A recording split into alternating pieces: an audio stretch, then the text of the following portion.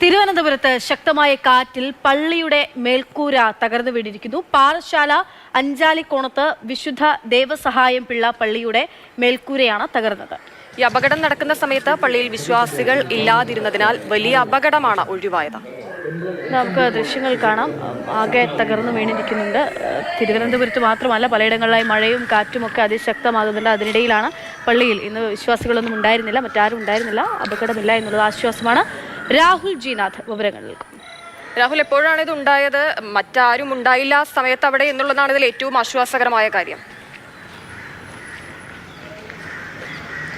ഇന്ന് ഉച്ചയ്ക്കാണ് ഇത്തരത്തിൽ വലിയ കാറ്റ് കാരണം ഇത്തരത്തിൽ മേൽക്കുല തകരുന്നത്.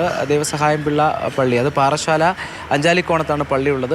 ഈ പ്രദേശത്ത്, പ്രത്യേകിച്ച് തിരുവനന്തപുരത്തിൻ്റെ മലയോര പ്രദേശത്ത് വലിയ കാറ്റാണ് ഇന്ന് ഉച്ച മുതലുള്ളത്. ആ വലിയ കാറ്റിലാണ് ഈ മേൽക്കുല തകർന്നു വീണത്. എന്തായാലും ഉച്ചസമയമായതുകൊണ്ട് വിശ്വാസികൾ ആരും തന്നെ പള്ളിയിലില്ലായിരുന്നു.